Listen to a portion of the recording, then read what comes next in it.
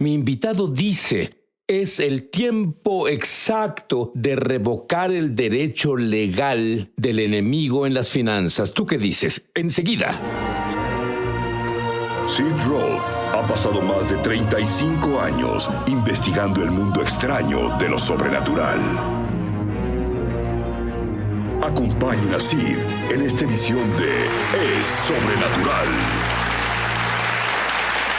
Ya muchos han oído de mi invitado Robert Henderson. Él ha enseñado sobre las cortes del cielo, que es una asombrosa revelación que ya ha respondido oraciones por más de una década. Para aquellos que no han oído antes de ello, ¿puedes explicar brevemente qué son las cortes del cielo? Las cortes del cielo son una dimensión espiritual a la que por fe entramos. Y por fe tomamos la palabra de Dios y entramos a esa esfera. La mejor forma de explicarlo es, Jesús, cuando enseñó oración, lo puso en 3 rondas: acercarse a Dios como Padre, amigo y juez. Muchos sabemos lo que es ir con Él como Padre, sabemos cómo es acercarse a Él como amigos, porque es nuestro amigo.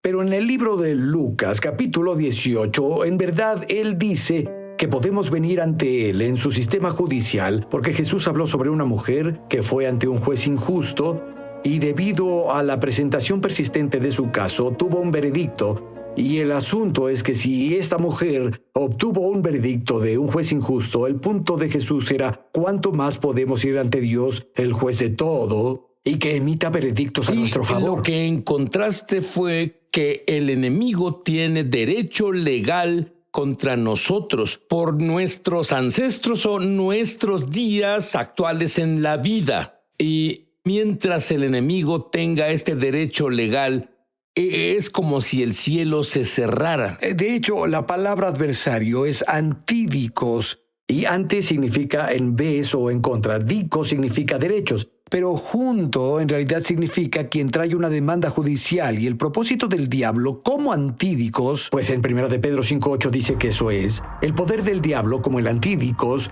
es negar lo que es nuestro por derecho. El nuevo pacto que tenemos en Cristo Jesús nos promete toda clase de bendiciones que no vivimos porque hay un caso contra nosotros en el mundo espiritual. Ahora, ¿cómo rayos brincaste de todas estas maravillosas áreas a las finanzas? Bueno, porque las finanzas es un área en que Dios quiere bendecirnos. La Biblia nos dice que tenemos bendiciones de sanidad, bendiciones en la vida familiar, bendiciones en la vida personal, pero financieramente, seguido las personas no llegan a prosperar, y la razón por la cual el enemigo no quiere que prosperemos es porque Dios nos usa para ayudar a financiar los propósitos del reino de Dios en la tierra. Y el enemigo construye casos contra nosotros para alejarnos de la bendición financiera que Dios nos guarda. Y hay un avivamiento tal viniendo al mundo porque se llama la gloria global. Y adivina qué, cubrirá las finanzas. Absolutamente. Y bueno, estamos en un estudio que requiere de finanzas, porque para alcanzar al mundo requieres finanzas. Y lo que pasa, y pasa seguido, es que el enemigo o su plan malvado logra que las finanzas propaguen sus propósitos, pero Dios dice, necesito personas que ayuden financieramente mis propósitos en la tierra, porque Dios no aventará dinero del cielo. Debe tener vasijas para canalizarlo hacia la tierra, y el enemigo sabe eso, y él busca derecho legal para negarnos el derecho a funcionar en esa área. Entonces, ¿tú crees que Dios quiere que todos tengan mucho dinero? Creo que Dios quiere que todos prosperen. A mí, lo que normalmente le enseño a las personas es esto, que cuando el hijo pródigo miró y dijo, mira mi condición, estoy en un chiquero, él dijo, ¿cuántos jornaleros de mi padre? Y eso literalmente significa que no eran hijos e hijas, eran sirvientes en la casa. ¿Cuántos jornaleros de mi padre tienen comida de sobra? Así que le digo a las personas, y creo que el estándar de Dios para nosotros es cubrir nuestras necesidades y tener sobras, pero no es que todos sean ricos, significa que vivimos una vida próspera. Y seguido luchamos y nos distraemos de lo que Dios nos llamó a hacer porque estamos ocupados tratando de sobrevivir. Y sé que es la realidad en la vida de la gente. Sé que fue la realidad en mi vida en momentos pasados. Pero debo decir, cuando descubrí las cortes del cielo, Sid, y comencé a deshacer asuntos de mi linaje y diferentes otros asuntos, te digo que algo se rompió y la bendición de Dios comenzó a llegar. Yo creo que Dios hará que muchos creyentes prosperen, creo que el diablo está nervioso porque todo ese dinero va a la expansión del reino. En realidad oí al Señor decirme, dijo, comerás grosor y beberás de lo dulce y enviarás porciones para quien no tiene nada. Esto sale de Nehemías 8, versículo 10. Y desperté una mañana de un sueño, y en el sueño vi a una chica pakistaní. No se le permitía ir a la escuela, en la situación que estaban, y el Señor me habló y dijo, es a la que quiero que envíes una porción para quien no tiene nada, y yo creo que Dios nos confiará dinero para que podamos financiar el reino de Dios, que literalmente sembremos en esa clase de situaciones, en tareas, y que alguien cubra sus necesidades que de otro modo no se haría jamás. ¿Cómo manejas esto? La Biblia dice claramente, Jesús se volvió pobre.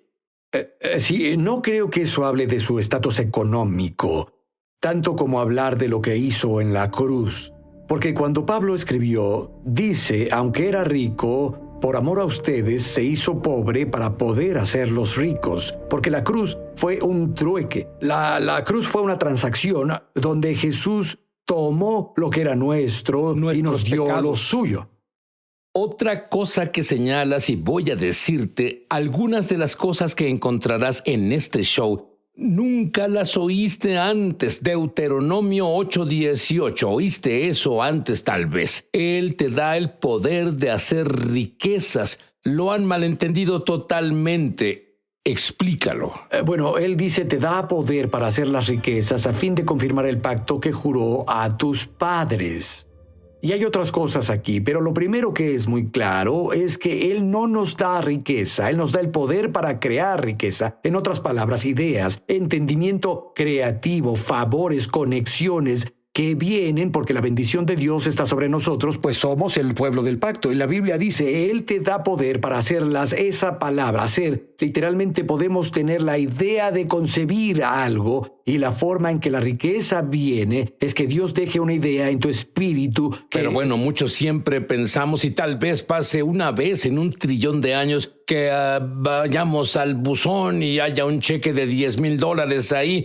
Esa no es la norma, esa es la excepción. Eso es correcto, porque la forma en que Dios lleva la riqueza a tus manos y hacernos prosperar es impartiéndonos el poder de hacer riqueza, la bendición de Dios sobre nosotros. Creo que es un resultado por ser personas de su pacto. Y entonces, de nuevo, cuando Jesús murió en la cruz, Él trató con el pecado, trató con la enfermedad, trató con el espíritu de pobreza que quiere controlarnos, y eso le digo a las personas, que quiere determinar nuestro futuro en vez de lo que Dios dice.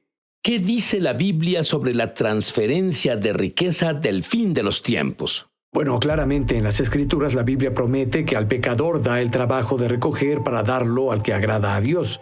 Y en realidad creo que es interesante porque Él no solo dice la riqueza será transferida. Entendemos al ser transferida la riqueza, el pecador y sus planes, lo que ha propagado en la tierra. Ellos perdieron su influencia porque la riqueza produce influencia. Y Dios quiere confiarnos con riqueza para ver su orden del día, su propósito en la tierra. Y la riqueza transferida es para ese propósito, es por esa razón. Ahora, oí sobre la riqueza transferida por años y años y años, pero normalmente era sobre cómo iba a ser bendecido y cómo iba a tener una mejor vida y cómo, tú sabes, pasará eso. Pero entiendo que la riqueza transferida es para el cumplimiento del plan de Dios en la tierra, y porque no podemos ver que pase sin que eso ocurra.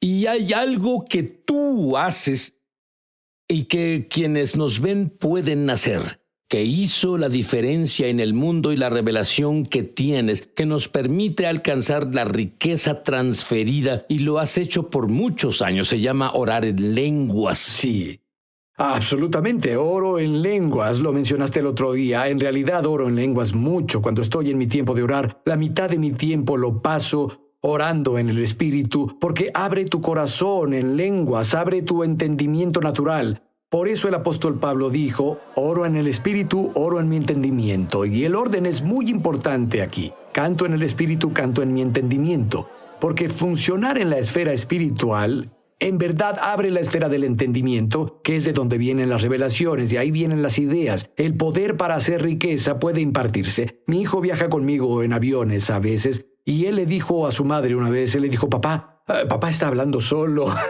pero lo que hago es orar en el Espíritu mientras estoy en el proceso de la vida normal. Ahora, hay personas que nos ven ahora y ven un lindo traje, tu cabello estilizado, linda corbata, tal vez un lindo reloj, y dicen, yo no me identifico con él. No sé de dónde saldrá el dinero para alimentar a mi familia. Yo ni siquiera sé de dónde voy a sacar mi próximo salario. Él no puede identificarse conmigo. Todo lo que él enseña no aplica conmigo. ¿Qué les dirías? Diría que están completamente mal, porque si...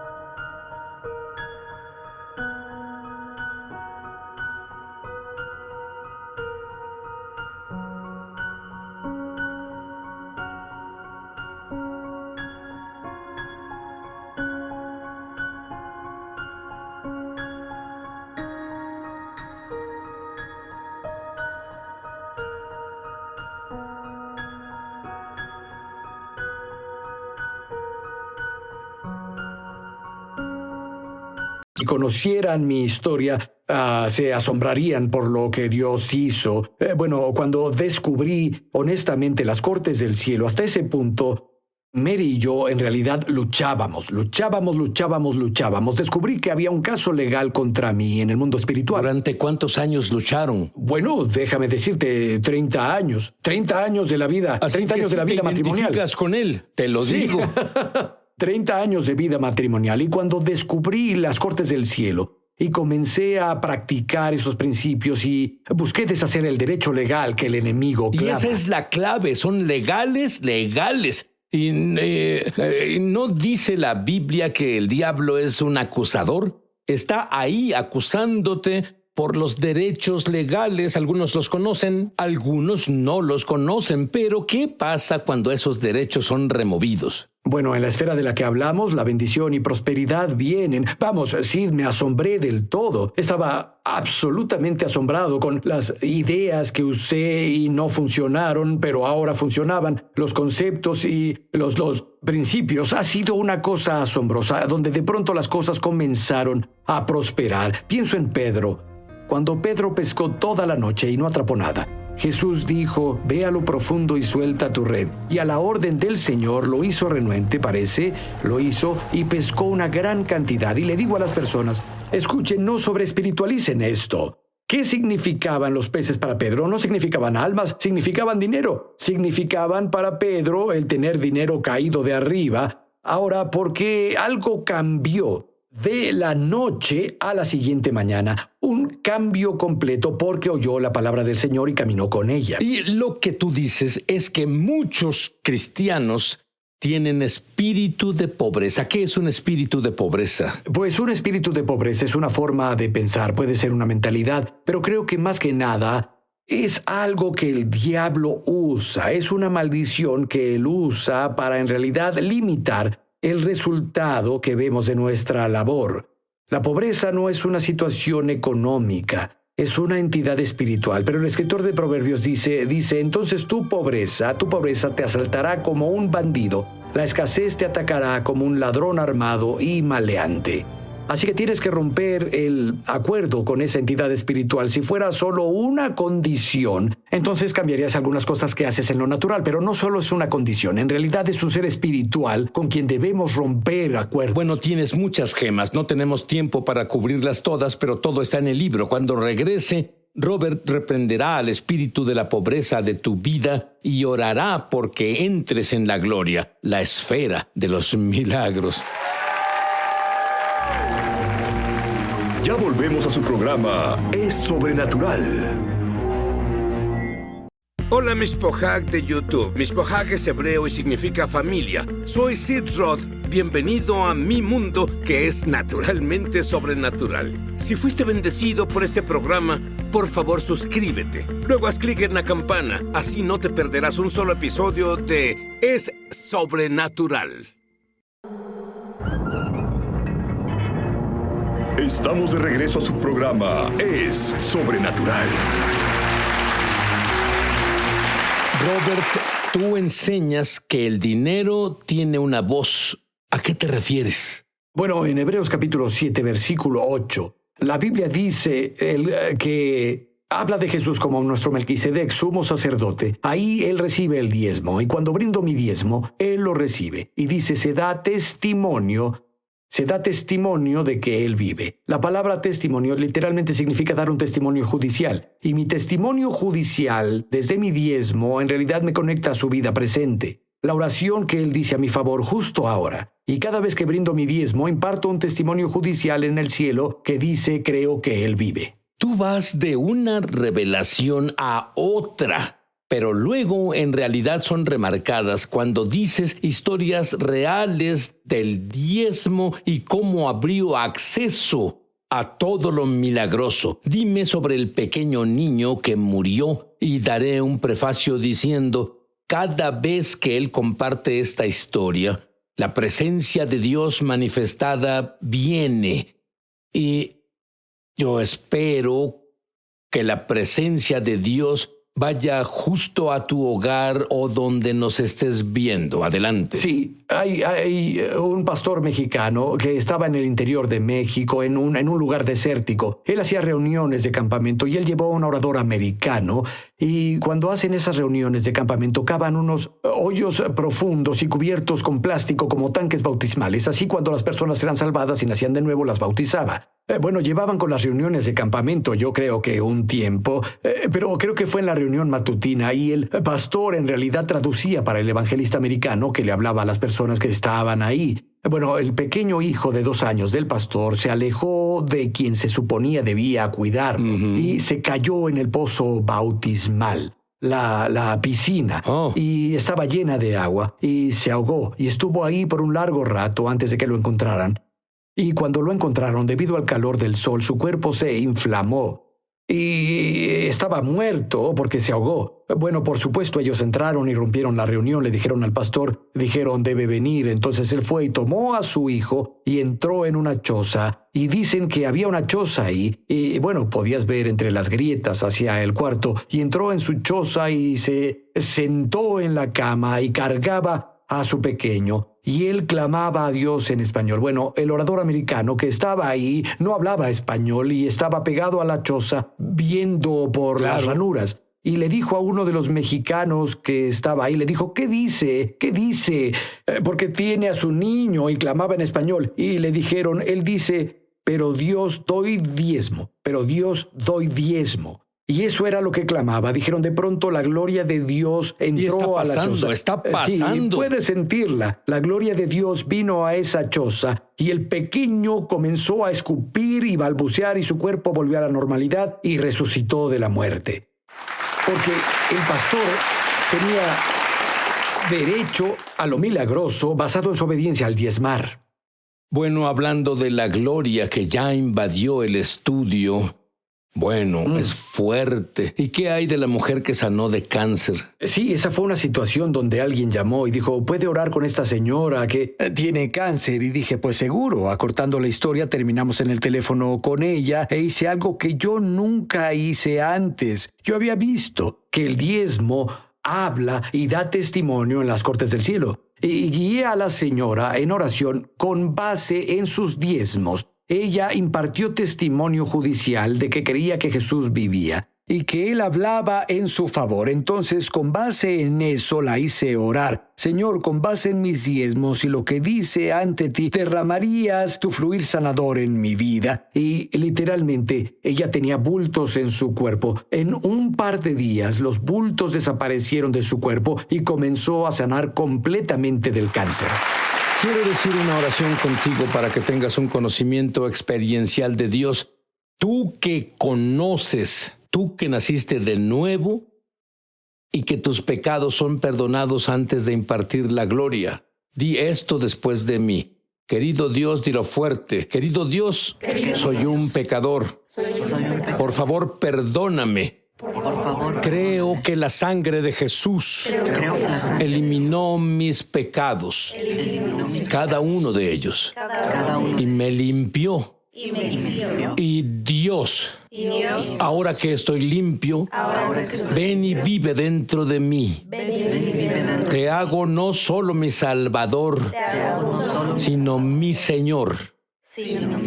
Quiero experimentarte. Amén. Y Robert, rompe el espíritu de la pobreza y ora por la gloria. Y Padre, quiero agradecerte ahora mismo por aquellos que nos ven. Y Señor, quiero decretar y declarar, incluso desde esta autoridad que me diste en las cortes del cielo, que todo derecho legal con base en la sangre de Cristo se rompe en tu pueblo, que el enemigo reclamaba para afligir con espíritu de pobreza y ganancias diminutas por su labor. Señor, decreto justo ahora la pobreza, tú la destruyes, sus derechos son revocados con base en lo que Jesús hizo por nosotros en la cruz, que se volvió pobre para que podamos prosperar, e incluso las Escrituras dicen ser rico. Así que imparto eso a tu pueblo y digo, Señor, deja que la prosperidad venga ahora. Señor, incluso veo puertas abrirse, puertas viniendo ahora con nuevas oportunidades para las personas a las que no se les permitió antes. Esas puertas están abiertas ahora, se abren justo ahora para tu pueblo y permites que la provisión venga, Señor, como nunca llegó antes. Y Señor, esa sensación que tienen de estar en una trampa, la rompo para ellos y sé que están libres desde ahora en el nombre de Jesús. Y pido ahora el peso de tu gloria, Señor, para que el peso de tu gloria descienda sobre tu pueblo, para que sea su constante compañía, Señor, para guardarlos. Señor, incluso me acuerdo de las Escrituras, que tú caminas sobre el camino de santidad y aunque fuimos necios, no nos perderemos. Digo que el peso de tu gloria viene ahora, Señor, y nos da empoderamiento para vivir una vida de santidad como nunca antes. Te agradezco por hacer esto por tu pueblo, en el nombre de Jesús. Amén.